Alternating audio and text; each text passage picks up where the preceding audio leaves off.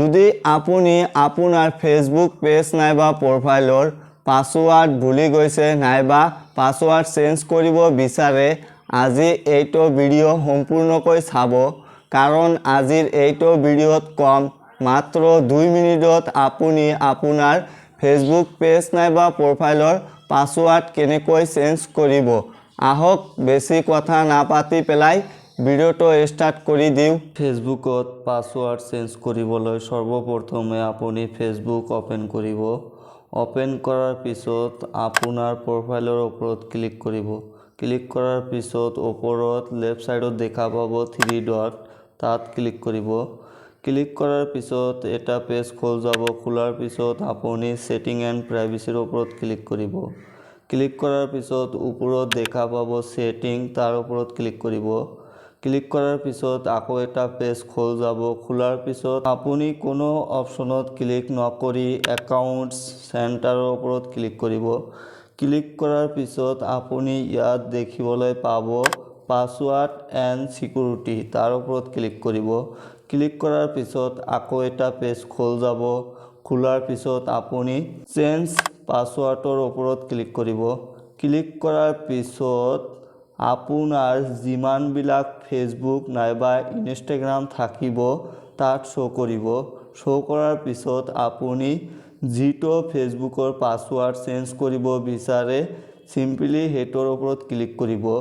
মই যেনেকুৱা এইটোৰ পাছৱৰ্ড চেঞ্জ কৰিবলৈ বিচাৰি আছোঁ, এইটোৰ ওপৰত ক্লিক কৰিম। ক্লিক কৰাৰ পিছত আপুনি ইয়াত দেখিবলৈ পাব current password, new password, retype new password. যদি আপোনাৰ আগৰ পাছৱৰ্ড মনত আছে তেনেহ'লে আপুনি আগৰ পাছৱৰ্ডটো কাৰেণ্ট পাছৱৰ্ডত বহাব।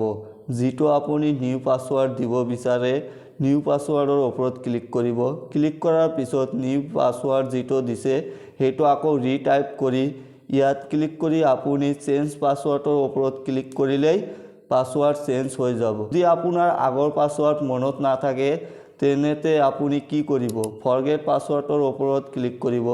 ক্লিক কৰাৰ পিছত অলপমান সময় লোডিং লৈ আছে। লোডিং লোৱাৰ পিছত আপোনাৰ ফেসবুকত পাৰ্চনেল ডিটেইলছত যিবিলাক ফোন নাম্বাৰ নাইবা ইমেইল আইডি দিয়া আছে সেইবিলাক সকলো শ্ব' কৰিব।